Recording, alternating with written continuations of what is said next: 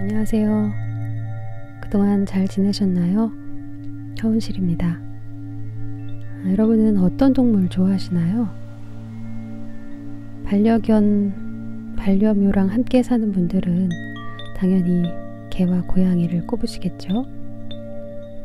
저도 몽실이라는 양이랑 살았던 기억 때문에 더 그렇겠지만 고양이를 무척 사랑합니다. 그리고 새와 개도 너무너무 좋아하고요. 근데 이런 동물들과는 조금 다른 마음으로 흠모하는 동물이 있어요. 바로 고래입니다. 제 책 중에 한 페이지에다가 천국에서 하고 싶은 것의 목록 중 하나가 고래와 이야기하는 거라고 써놓기도 했거든요. 이상한 변호사 오영우만큼은 아니겠지만 저도 고래를 꽤 좋아해서 고래 스티커, 고래 그림, 포스터, 굿즈 그런 각종 고래 관련 아이템들도 좀 모았고요. 고래가 그랬어 라는 어린이 잡지 아시죠? 고래 동물을 통해서 이 잡지를 후원하고 있는 고래 이모 중 한 명이기도 합니다. 이건 고래 사랑이랑 상관없나? 네, 아무튼요. 이런 고래 러버인 제가 오늘 소개하려고 가져온 책은요. 고래가 가는 곳이라는 책이에요. 리베카 긱스라는 호주 작가의 정말 놀라운 데뷔작이고요. 바다 출판사에서 나왔는데요. 고래라는 주제랑 너무 딱인 그런 출판사죠. 책 소개를 좀 보니까 모비딕 이후 고래에 관한 가장 훌륭한 책, 뉴욕 리뷰 오브 북스에서 이런 찬사를 보냈던데 그럴 만큼 정말 고래에 관한 방대한 이야기를 들려주고 있어서 우선 무척 흥미롭게 잘 읽힙니다. 왜 몰랐던 걸 새롭게 알게 되는 순간에 어떤 지적인 쾌감? 그런 거 있잖아요. 그런 걸 좀 자주 느끼면서 페이지를 넘겼었고요. 근데 그럴수록 더 커져가는 마음은 이 엄청난 존재에게 인간들이 대체 무슨 짓을 하고 있는 거니? 그런 자괴감 같은 거였어요. 산업화 이후 인류가 한 종에게 가한 최대 학살이라고 하잖아요. 포경산업 말할 것도 없고요. 최근에 부쩍 해안으로 떠밀려오는 고래 뱃속에 들어있는 온갖 산업 폐기물이라든가 플라스틱 용품들, 또 급증한 해상 운송이나 해저 개발, 그리고 온난화 때문에 산성화하는 바다, 이런 결국은 인간의 욕망이 고래라는 지구 최대 생물한테도 정말 너무너무 심각한 악영향을 끼치고 있기 때문입니다. 그래서 경외의 대상으로 고래를 다룬 책이라기보다는 이 지구 생태계의 위기 그리고 과소비에 이르기까지 우리가 직면한 가장 큰 문제를 고래가 처한 상황을 통해서 보여주는 그런 환경 에세이인데요. 그러니까 제목 고래가 가는 곳이라는 건 결국 우리 인류가 가는 곳, 미래에 대한 그런 질문이기도 한 거겠죠. 오늘 이 책 가운데서 제가 읽으려고 고른 곳은요, 제 5장 고래 사운드라는 챕터 중에서예요. 사실 읽고 싶은 부분이 너무 많았는데 다 읽을 수가 없어서 오늘은 발췌독을 해보려고 하고요. 제가 고래에 매혹되었던 가장 큰 이유 중 하나인 고래의 언어, 고래의 노래에 관한 내용이기도 하고요.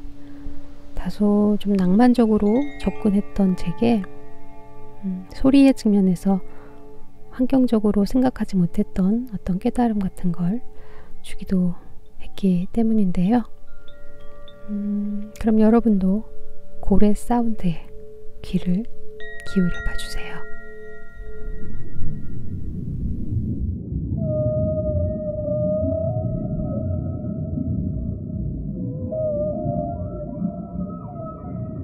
녹음된 고래의 노래를 듣는다는 것은 우리와 다른 포유류의 소리를 듣는다는 것 이상이다.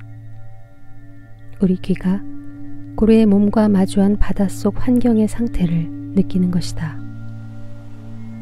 비록 미약하지만 우리는 고래의 내부 구조를, 수심을, 그리고 해저의 굴곡을 이해하게 된다. 고래의 소리가 울려 퍼지는 그 모든 계곡과 불모지까지. 고래 노래를 듣는 것은 바다의 형상을 듣는 것이다.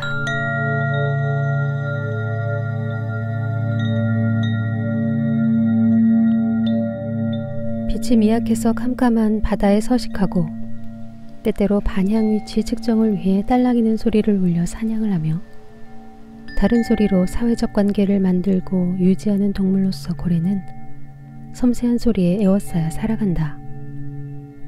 그래서 해양에서 분주히 다니는 배의 굉음, 탄성파 탐사, 그리고 물속에 기반시설을 건설하는 것이 고래에게는 끔찍한 사태인 것은 조금도 놀랍지 않다. 한 캐나다 과학자가 말했듯이 지나친 벌목이 회색곰의 서식처를 감소시키는 것처럼 소음은 고래의 청각적 서식처를 줄어들게 한다. 그러나 고래 서식처의 문제는 벌목만큼은 우리에게 죄책감을 주지는 않는다. 그곳은 바다이고 물속인데다 피해란 것도 청각적이어서 눈으로 확인이 어렵다. 그런 소음공해 지역은 잘 인식되지 않는다. 우리가 그 죽음의 냄새를 맡아볼 수 있다면 전율스러웠을 산호초의 죽음처럼.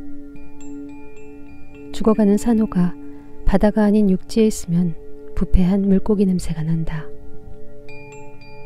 바닷속 소음공해로 인한 고통의 크기도 우리의 감각이 제한적이어서 과소평가된다. 인위적 소음으로 인한 피해의 규모를 실감하려면 우리가 고래의 감각기관 속으로 스스로를 투사할 수 있어야 한다.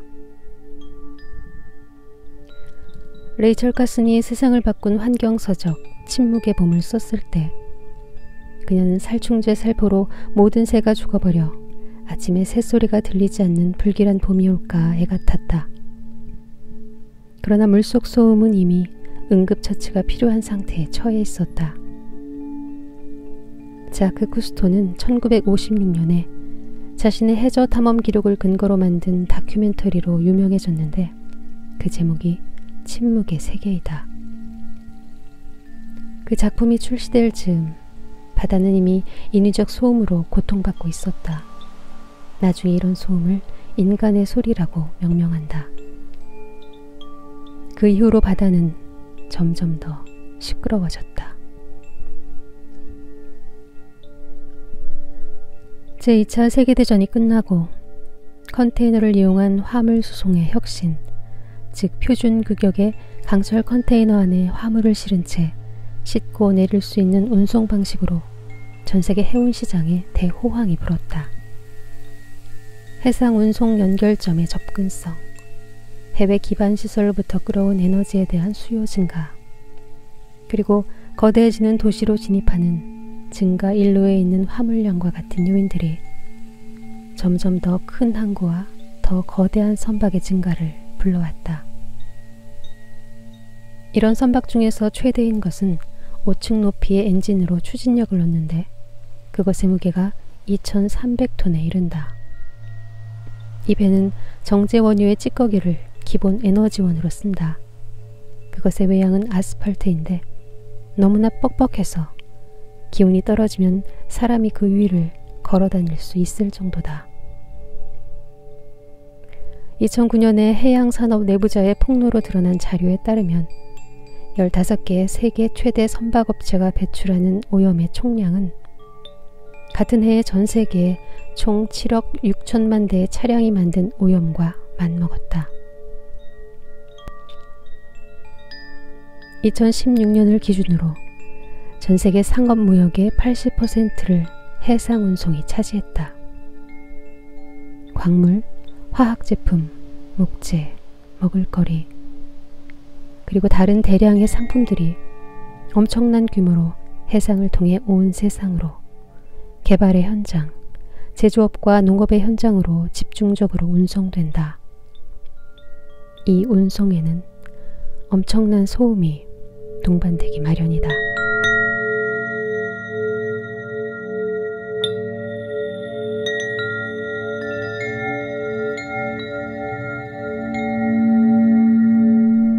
이 모든 소음 공해는 고래의 세계를 취약하게 만든다.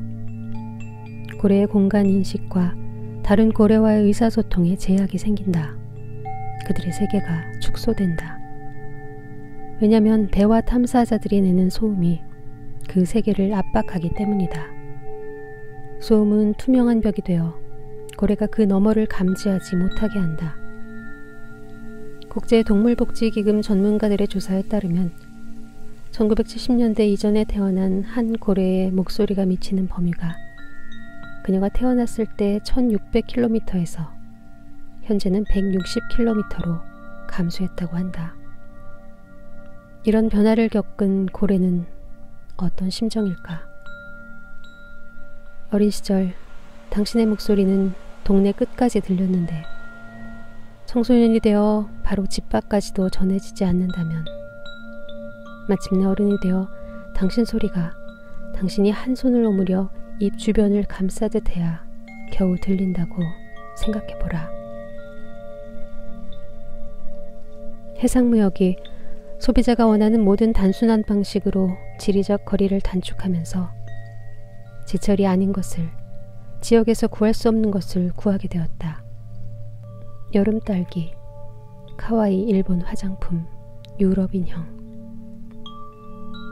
그러나 먼 곳을 가깝게 만든 이런 시도의 대가는 바다 동물이 치러야 했다. 우리가 더 많은 세상을 볼수록 그들은 더 적은 세상을 보게 되었다. 비록 고래가 세상에서 가장 시끄러운 동물에 속하지만 인간의 소음은 다른 더 조용하고 국부적인 소리를 내는 동물보다 고래의 삶을 훨씬 더 강력하게 파괴한다. 많은 고래목 동물들은 기계적 소음이 싫어서 평소와는 달리 행동하는 것이 관찰되었다.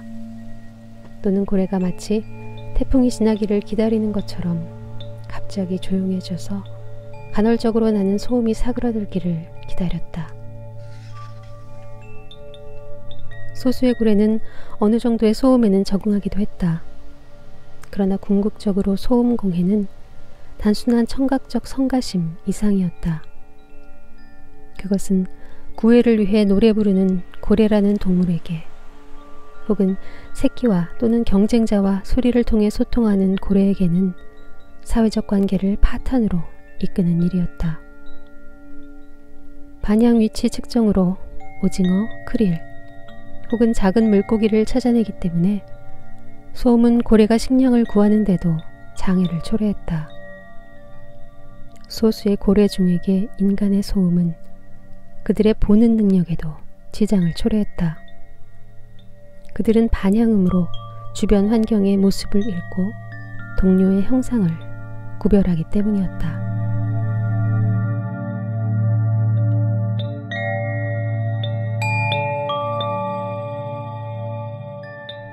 고래에게 소음 공해는 치명적일지 모른다.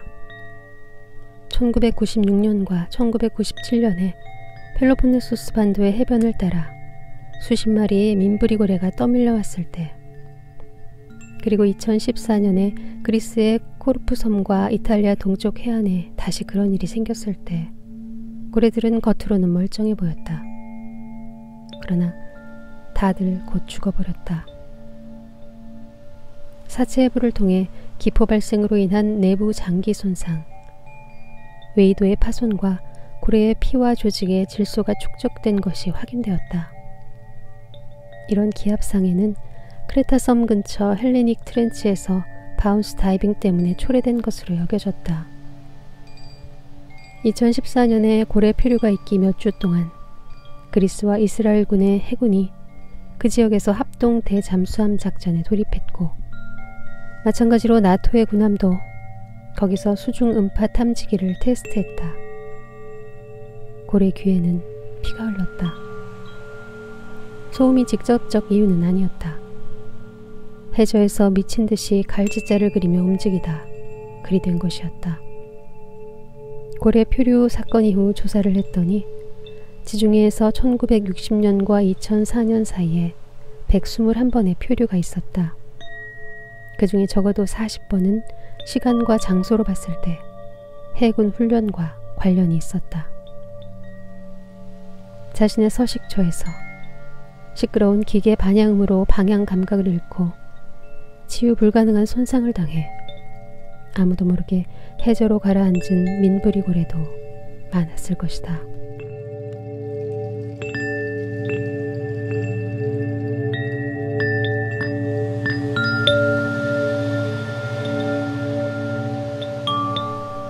호주가 여름일 무렵 남극 대왕고래의 음조가 다시 올라갔다는 최근 조사 결과를 들었다.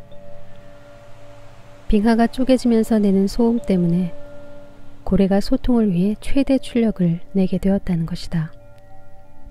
지구온난화가 비정상적 빙하 붕괴를 초래하면서 증폭된 자연적 소음. 그래서 온난화의 여파는 심지어 어떤 배도 가지 않는, 거의 어떤 인간도 생존할 수 없는, 그리고 가장 우레 같은 소리가 배로부터가 아니라 얼음이 깨지는 소리로부터 오는 그런 오지의 동물 소리마저 바꾸기도 한다. 우리가 변모하는 생활권의 상황에 맞춰 우리의 삶을 바꾸듯 고래도 이 새로운 현실에 맞춰 그들 소리의 특성을 조절하고 있다.